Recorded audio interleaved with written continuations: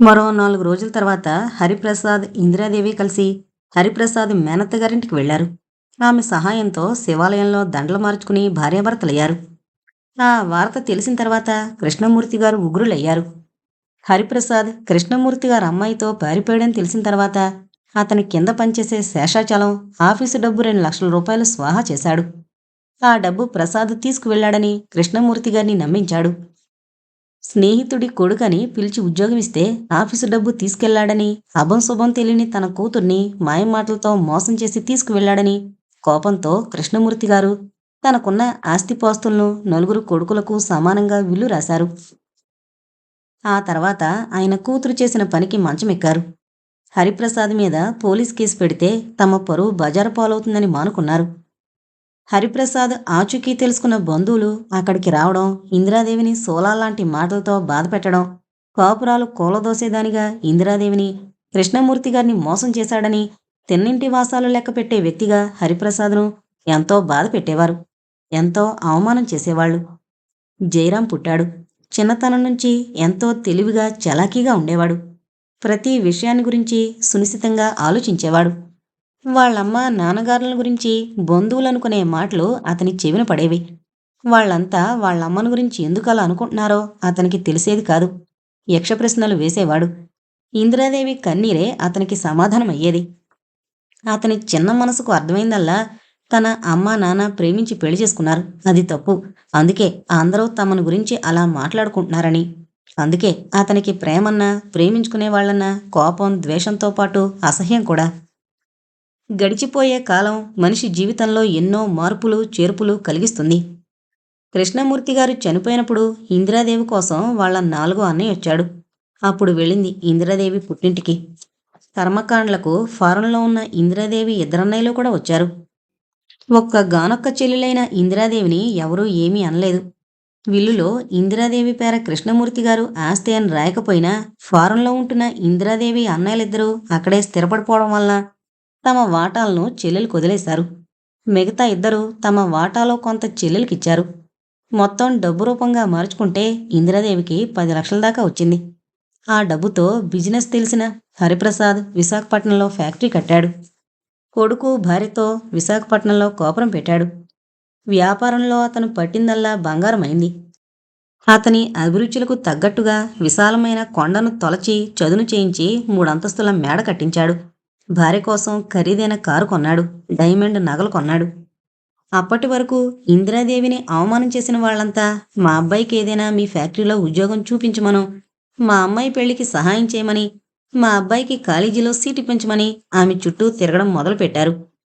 డబ్బు మనిషికి విలువ ఇవ్వడమే కాదు, పరువు ప్రతిష్టలను కూడా కొనిపెడుతుంది. హరిప్రసాద్ బంధువర్గమంతా ఏదో విధంగా అతని సహాయాన్ని అర్థించేవాళ్లే. జయరాం చురుకైనవాడు, తెలివైనవాడు కావడంతో ప్రతి క్లాసులో ఫస్ట్ వచ్చేవాడు.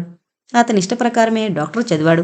అందం చదువుతో పాటు అతని వెనక లక్షల కొద్దీ ఆస్తి కూడా ఉండడంతో ఆడపిల్లల తండ్రులు వాళ్ళింటి ముందు క్యూలో నిల్చున్నారు.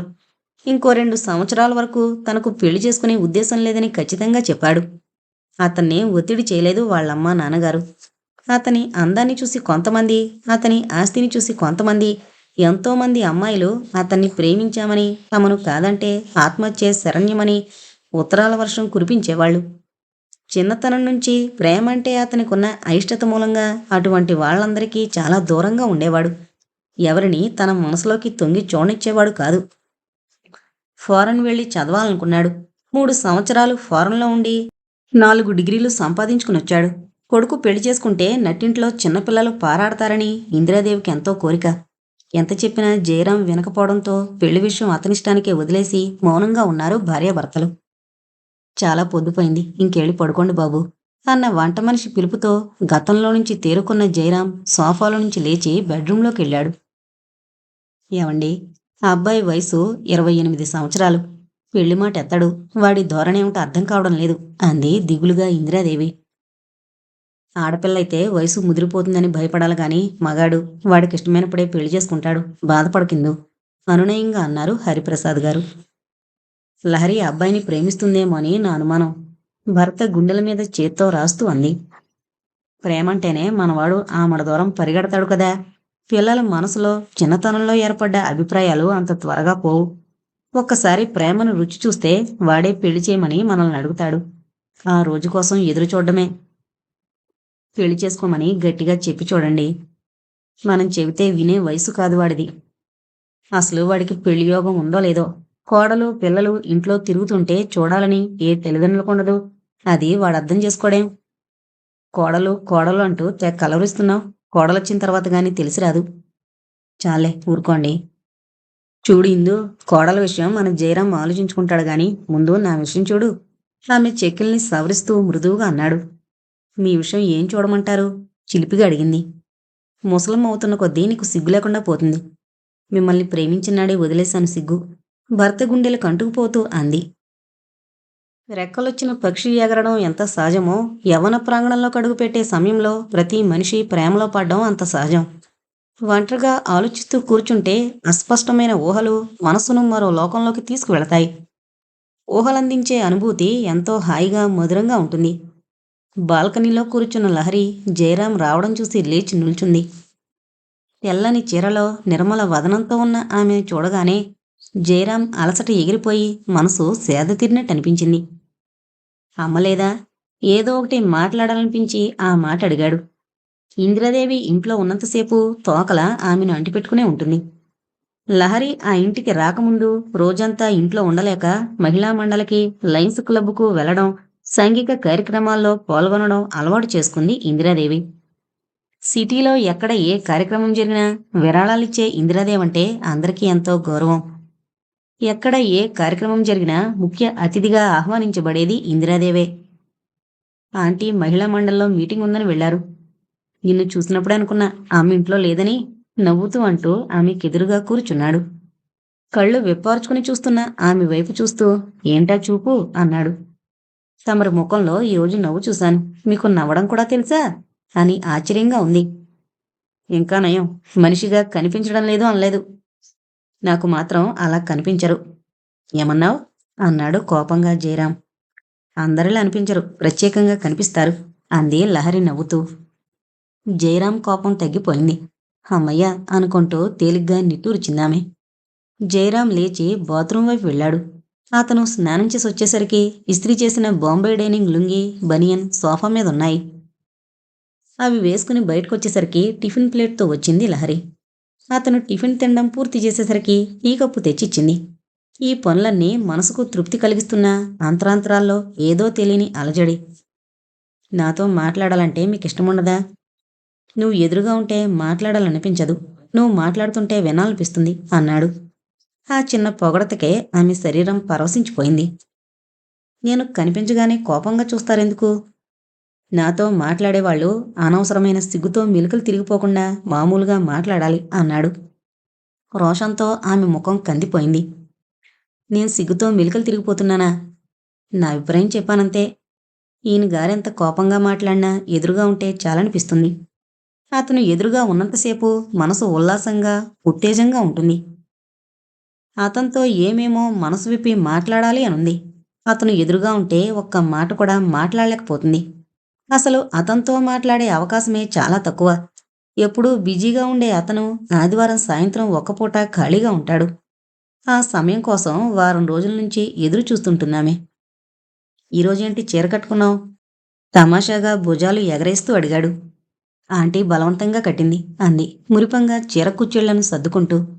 రోజు చక్కగా చీరలు కట్టుకోకూడదు? ఆ ఫ్యాన్సీ డ్రెస్సులు వేసుకోకపోతే? నాకు చీర కట్టుకోవడం రాదు. పిల్లల తల్లివైనా ఫ్యాన్సీ డ్రెస్సులే వేసుకుంటావా? ఇంకా కాలేదుగా, అయిన తర్వాత ఆలోచిస్తాను అంది నవ్వుతూ ఆమె. నన్ను ఎక్కడికైనా తీసుకెళ్ళండి. కుర్చీల్లో నుంచి నిటారుగా అయ్యాడు జయరాం. ఎక్కడికైనా తీసుకెళ్లాలా అన్నాడు అక్షరాలను సాగదీస్తూ. ఒంటరిగా కూర్చోవడం బోరుగా ఉందంటే ఆంటీ ఈ పూట జయరాం ఖాళీగానే ఉంటాడు, బయటకు తీసుకువెళ్ళమను అని చెప్పారు. పని మనిషిని తోడు తీసుకుని వెళ్ళు అన్నాడు జయరాం కటువుగా. చివ్వున నీళ్లు చిమ్మాయి ఆమె కళ్ళల్లో. ఈయన మనసుకసలు స్పందన తెలీదా? ప్రేమ తెలియని మనిషిలా ఎందుకంత కటువుగా మాట్లాడతారు? పని మనిషిని తోడు తీసుకెళ్లాలంట. ఆ విషయం ఈయనగారు చెప్పకపోతే నాకు తెలీదా? నా ఉనికినే సహించలేని ఈయనంటే నాకెందుకింత ప్రేమ? ఈయనెవరు, నేనెవరు? ఏ అనుబంధం లేని మా మధ్య ప్రేముంటుందా? జయరాం ఆమె వైపు చూశాడు. ఆమె కళ్ళల్లో తడి మెరవడం గమనించి చాలా బాధపడ్డాడు. ఎక్కడికి తీసుకెళ్ళమంటావు? సినిమాకా, షికారుకా? ఎక్కడికి తీసుకెళ్ళనక్కర్లేదు అంది ఆమె ఉక్రోషంగా. కోపం చాలా ఎక్కువనుకుంటాను. కోపం కాదు, అభిమానం. ప్రతిసారి నా అభిమానం దెబ్బతినేలా మాట్లాడతారెందుకు? నాతో మాట్లాడడం ఇష్టం లేకపోతే మానేయండి. అంతేగాని ఇలా బాధపడ్డమెందుకు? ఇక ఆ విషయం వదిలేయ్. ఆ ఏడు మొహం కడుక్కుందా, బయటికి వెళదాం అన్నాడు. నేను రాను అని అందామనుకున్నా ఆ మాట అనలేకపోయింది. అతని స్వరంలో ఏం మాధుర్యం ఉందో గాని అది తనను కట్టిపడేస్తుంది. లేచి లోపలికెళ్ళి మొహం కడుక్కునొచ్చింది. ఎక్కడికి వెళదాం? మీ ఇష్టం. పిక్చర్కి వెళదామా? ఎప్పుడు చూసేవేగా. బీచ్కెళదామా? వెళదామన్నట్టుగా తలూపింది. ఇద్దరూ కిందకొచ్చారు. కారు బయటకు తీసి స్టార్ట్ చేసి పోర్టుకో దగ్గరకు తీసుకొచ్చాడు. లహరి అతని పక్కనే కూర్చుంది. జయరాం పక్కన కూర్చుని కారులో ప్రయాణం చేస్తుంటే ఇంద్రధనస్సు పల్లకినెక్కి ఆకాశంలో ఊరేగుతున్నంత హాయిగా ఉంది లహరికి. జీవితమంతా అతని పక్కన ప్రయాణం చేయగలిగితే ఎంత బావుంటుంది అనుకుంది. ఆమె ఆ అందమైన ఊహల్లో నుంచి తేరుకోకముందే కారు బీచ్ రోడ్డు పక్కన ఆగింది. ఇద్దరూ ఇసుకలో కొంత దూరం నడిచి ఒకచోట కూర్చున్నారు. శనక్కాయలు, బఠానీలు, ఐస్ క్రీం అమ్మే కుర్రవాళ్ల అరుపులతో, చిన్నపిల్లల కేరింతలతో వయసులో ఉన్నవాళ్లు వలపు చూపు విసురుతుంటే పొరవంలో ఉన్నవాళ్లు ఆ చూపులకు బందీలవుతున్నారు. రకరకాల మనుషులతో బీచ్ సందడిగా ఉంది. వాతావరణం ఆహ్లాదకరంగా ఉంది. మోకాళ్ల మీద తలాంచుకుని కూర్చుంది లహరి. దూరంగా షిప్పుల్లో వెలుగుతున్న లైట్లు నక్షత్రాల్లా మిలమిలా మెరుస్తున్నాయి. వాటిని చూస్తుంటే తను ఆనందంగా తల్లిదండ్రులతో కలిసి షిప్పులో ప్రయాణం చేయడం, జరిగిన ప్రమాదంలో తల్లిదండ్రులను కోల్పోయి తను అనాథగా మిగలడం అన్నీ గుర్తుకొచ్చాయి. రెండు చేతుల్లో ముఖం దాచుకుని వెక్కి వెక్కి ఏడుస్తున్న లహరిని చూస్తుంటే జాలేసింది జయరాంకు. బాధపడకు లహరి, నువ్వెంతగా ఏడ్చినా పోయిన మీ అమ్మా నాన్న తిరిగిరారు కదా అన్నాడు ఓదార్పుగా. ఆ మాటతో లహరి మనసు మరీ కరిగిపోయింది. ఉప్పెనలా పొంగుకొస్తున్న దుఃఖం ఆగలేదు. సారీ, నువ్విలా బాధపడతావనుకుంటే నేనిక్కడికి తీసుకొచ్చేవాణ్ణి కాదు అన్నాడు. ఆమె ఏడుస్తూనే ఉంది. ప్లీజ్ ఏడొద్దు, నేను చూడలేను. సముద్రాన్ని చూస్తే చాలు జరిగిందంతా గుర్తుకొస్తుంది అంది ఆమె వెక్కిళ్ల మధ్య. ఇంటికెళదామా? వద్దు. అయితే నువ్వు ఏడుపు మానే. అలాగే అన్నట్టుగా తల ఊపింది. మల్లెపూలమ్మే కుర్రాన్ని పిలిచి 10 మూరల మల్లెపూలు కొని డబ్బులిచ్చాడు జయరాం. పెట్టుకో అంటూ ఆ పూలు లహరికి అందించాడు. ఇన్ని పూలెందుకు? నువ్వు పెట్టుకోవడానికి. ఇన్ని పూలా? నీ జడ పొడవుగా ఉంటుందిగా, ఇవి చాలనుకుంటాను. బావుంది. పూలు తల్లో పెట్టుకుంటారు గాని జడలో పెట్టుకోరు నవ్వుతూ అంటూ ఆ పూలన్నీ పొందిగ్గా అమర్చి తలలో పెట్టుకుందామే. మెడ పక్క నుంచి అటు ఇటు అందంగా కనిపిస్తున్నాయి పూలు. ఎప్పుడు ఎలా ప్రవర్తించాలో ఈయనకు తెలుసు అనుకుంది లహరి మనసులో. ఐస్ క్రీం తింటావా? వద్దు. ఆ ఇసుకలో ఉన్న హోటల్లో టీ చాలా బాగుంటుంది, తాగుదామా అన్నాడు జయరాం. ఇద్దరూ హోటల్కొచ్చి ఎత్తుగా ఉన్న మెట్లెక్కి పిట్టగోడ పక్కగా ఉన్న టేబుల్ ముందు కూర్చున్నారు. సముద్రపు గాలి చల్లగా ఉంది. బీచ్లో కట్టిన ఆ హోటల్లో కూర్చుంటే నీళ్ల మీద నౌకలో ప్రయాణం చేస్తున్నట్టే ఉంది. 2 ఆమ్లెట్స్ తెమ్మని చెప్పాడు బేరర్తో. ఇక్కడ వాతావరణం చాలా బాగుంది కదూ అంది లహరి ఆమ్లెట్ తుంచి నోట్లో పెట్టుకుంటూ. విశాఖ వాతావరణమే అందంగా ఉంటుంది.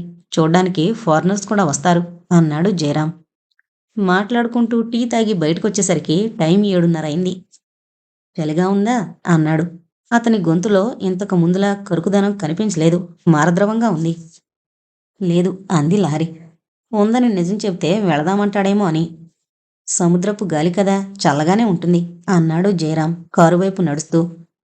అప్పుడే వెళ్ళిపోదామా అంది దిగులుగా. జయరాం ఎప్పుడో గాని అంత ప్రేమగా మాట్లాడు. ఇంటికెళ్ళగానే మళ్ళీ మామూలవుతాడు. అతనితో ఎక్కువసేపు గడపాలని, చాలాసేపు మాట్లాడాలని ఉంది లహరికి. వెళ్ళొద్దా? ఇంకో గంట తర్వాత వెళదాం. చలిగా ఉంది. నాకేం చలిగా లేదు అంటున్న లహరిని చూస్తూ నవ్వాడు. చీరకుచ్చెళ్ళు పాదాలకు అడ్డుపడుతుంటే నడవలేక అవస్థపడుతున్న ఆమెను చూస్తుంటే ఆ ముగ్ధ మనోహర సౌందర్యం ముచ్చట కలిగిస్తోంది జయరాంకు. నువ్వు పడుతున్న అవస్థ చూస్తుంటే నువ్వు చీర కట్టుకోవడం కంటే ఫ్యాన్సీ డ్రెస్సులు వేసుకోవడమే మంచిదనిపిస్తోంది.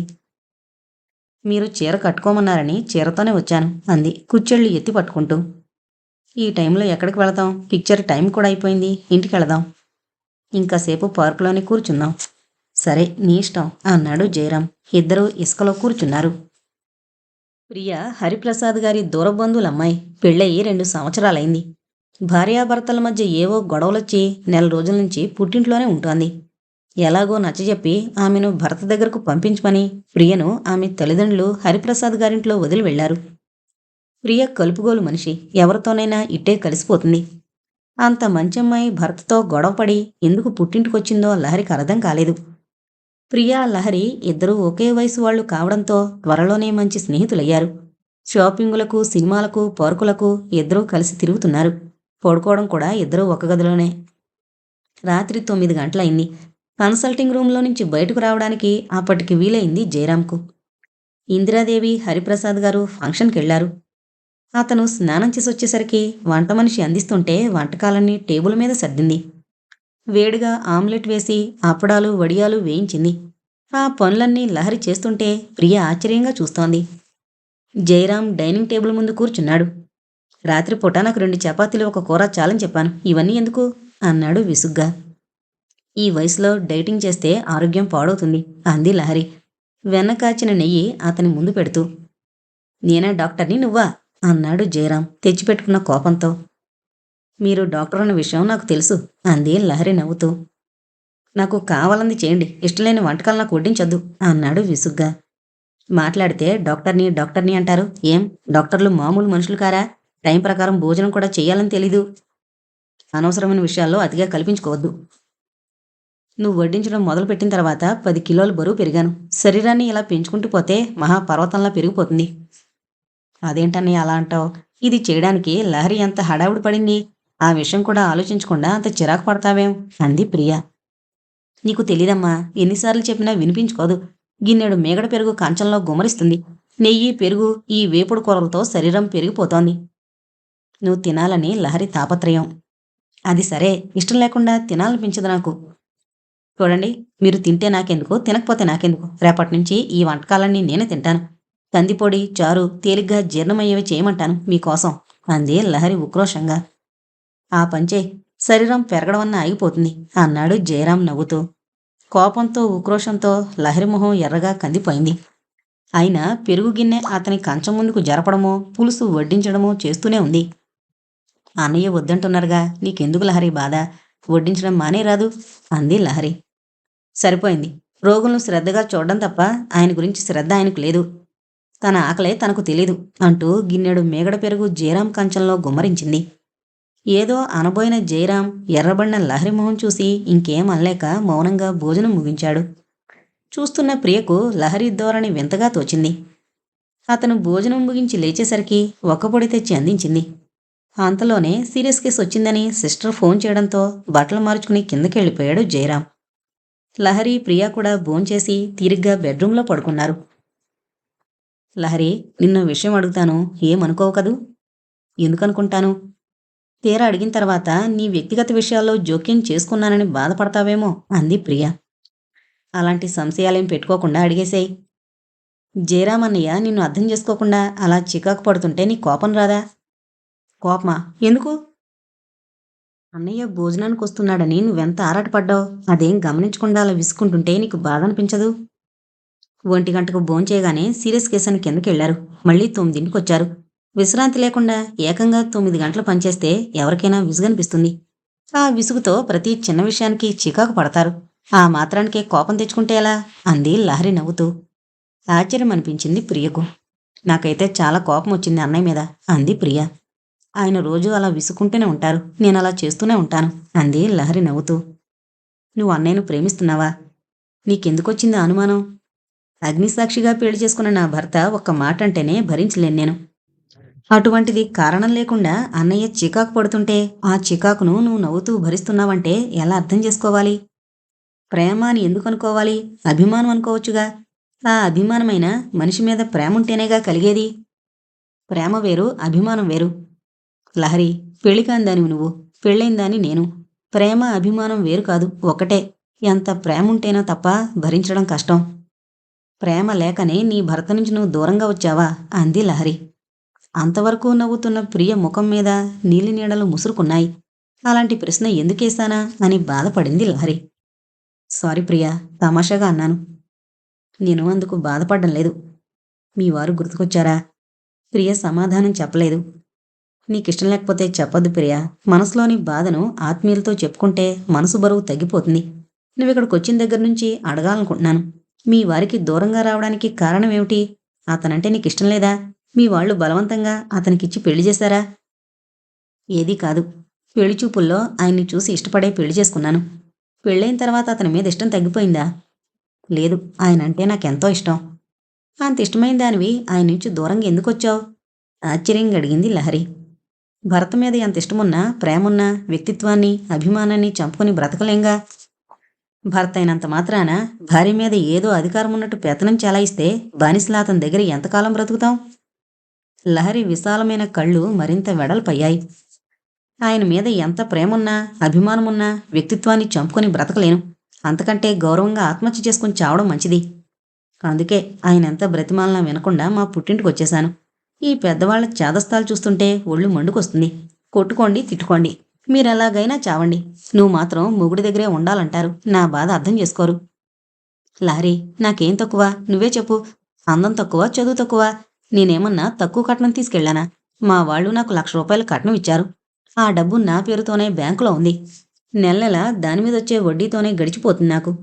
భార్యను గౌరవించని మగాడి దగ్గర కాపురం చేయలేను. ప్రియా, ₹1,00,000 మీదొచ్చే వడ్డీతోనే హాయిగా మీ పుట్టింట్లోనే గడపచ్చుగా, పెళ్ళెందుకు చేసుకున్నావు? అంది లహరి కోపంగా. అందుకే ఇప్పుడు బాధపడుతున్నాను. నిన్ను చూస్తూ బాధపడాలో సంతోషించాలో నాకు అర్థం కావడం లేదు. నీకు అలాగే అనిపిస్తుంది. అనుభవిస్తే గాని ఆ బాధ ఎటువంటిదో అర్థం కాదు. ఇంతకీ మీ వారు ఏం చేసేవారు? కొట్టేవారా? లేకపోతే మాటలతో బాధ పెట్టేవారా? ఈ రోజుల్లో కూడా మొగుడి చేతిలో దెబ్బలు తినే ఆడవాళ్ళున్నారా? ఆ పని మాత్రం చేసేవాళ్ళు కాదు. మరేం చేసేవాళ్ళు? ప్రతిదానికి తన మాటే నెగ్గాలనుకుంటారు. బజారుకెళ్ళాలన్నా, పక్కింటి వాళ్ళతో సినిమాకెళ్ళాలన్నా ఆయన గారి పర్మిషన్ తీసుకోవాలంటారు. ఆ మాత్రం స్వేచ్ఛ కూడా లేకుండా ఎలా ఉండగలను? పొదుపు పొదుపు అంటూ ఖర్చు పెట్టే ప్రతి రూపాయికు లెక్క రాయమంటారు. ఒంటరిగా ఎక్కడికో వెళ్ళకూడదు. అన్నీ ఆయన ఇష్ట ప్రకారమే జరగాలి. ఆయన గారి దృష్టిలో ఆడది మగాడి కోసమే సృష్టించబడిందని ఇలా చెప్పుకుంటూ పోతే ఈ రాత్రంతా పడుతుంది అంది ప్రియ బాధగా. అన్నీ ఉండి ఇంకేదో కావాలన్న తపనతో నీ సంసారాన్ని నువ్వే పాడు చేసుకుంటున్నావు ప్రియా. నీకు తక్కువైందేమిటి? అసలు నువ్వు పక్కింటి వాళ్లతో, ఎదురింటి వాళ్లతో సినిమాకెళ్ళాలని ఎందుకు అనుకుంటావు? మీ వారితోనే వెళ్ళొచ్చుగా. ఆయన గారితో కలిసి సినిమాకి వెళ్ళాలనుకుంటే నెలకొక్కసారి కూడా వెళ్ళడానికి వీలవదు. మీ వారికి వీలైనప్పుడే వెళితే సరిపోతుంది. సినిమా ఇవంత ముఖ్యం కాదు. ఒంటరిగా ఆడది బయటకు వెళితే పిల్లి కూతలతో, నక్కరపులతో ఆ ఆడదాన్ని బాధపెట్టే మగవాళ్లే ఎక్కువ మంది మన సమాజంలో. ఇటువంటి చిన్న కారణంగా భర్తను ద్వేషిస్తావా? కుమ్మరి మట్టి ముద్దను తనకు కావలసిన రీతిలో ఎలా మలుచుకుంటాడో మగాణ్ణి ఆడది తన ప్రేమతో, అనురాగంతో అలా మలుచుకోవాలి. స్వేచ్ఛ కావాలని బాధపడే నువ్వు అసలు స్వేచ్ఛ అంటే ఏమిటి? అది ఆడదానికి ఎంతవరకు అవసరం అని ఆలోచించావా? సినిమాలకు, షికార్లకు తిరగలిగితేనే స్వేచ్ఛ కాదు. నీకు కావలసిన వంటకాలు నువ్వు చేసుకుంటున్నావు. నీ ఇంటిని నీ ఇష్టమొచ్చినట్టు తీర్చిదిద్దుకుంటున్నావు. అలాగే నీ భర్తను, నీ పిల్లలను నీ మీద ఆధారపడేటట్టు చేసుకోగలిగితే అంతకు మించిన అదృష్టం ఏముంటుంది ఆడదానికి? అది తెలుసుకోలేక చాలామంది ఆడవాళ్లు తమ కాపురాలను తామే పాడు చేసుకుంటారు. పొదుపు పొదుపు అంటూ ఆయన గారు లెక్క రాయమంటారు అని బాధపడుతున్నాం. మనం ఖర్చు పెట్టే ప్రతి రూపాయికు లెక్క రాస్తే మనం వృధాగా దేనికి ఖర్చు పెట్టామో అర్థమవుతుంది. రెండోసారి అటువంటి వృధా ఖర్చులు పెట్టకుండా జాగ్రత్త పడ్డానికి వీలవుతుంది ప్రియా. మగాడు ఎంతో ఆరాటపడి సంపాదించేది ఎవరికోసం? తన భార్య కోసం, తన బిడ్డల కోసమేగా. ఆ విషయం ఆడది అర్థం చేసుకుంటే భర్త పొదుపు పేరుతో బాధ పెడుతున్నాడని బాధపడదు. తన పిల్లల కోసం భర్త జాగ్రత్త పడుతున్నాడని సంతోషిస్తుంది.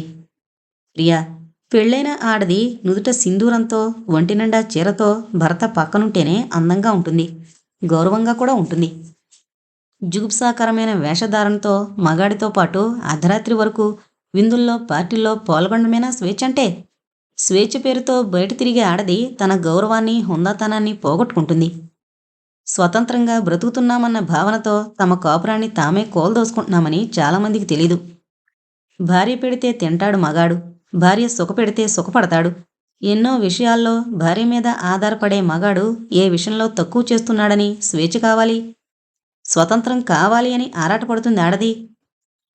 ఫంక్షన్ నుంచి వచ్చిన హరిప్రసాద్ గారు ఇందిరాదేవి వీళ్లను పలకరించి వెళ్ళడానికని వీళ్ల గదిలోకి రాబోయి లోపల నుంచి మాటలు వినిపించడంతో గుమ్మం దగ్గరే ఆగిపోయారు. వీళ్ల సంభాషణంతా విన్నారు. మౌనంగా వెనక్కు తిరిగి తమ బెడ్రూంలోకి వెళ్లారు. ఆ విషయం వాళ్లకు తెలీదు. లహరి మాటలు ప్రియ మీద పనిచేశాయి. ఆ మాటల గురించి ఆలోచించుకుంటూ పడుకుంది. ఆలోచించుకోనిమ్మని లహరి గోడవైపు తిరిగి పడుకుంది.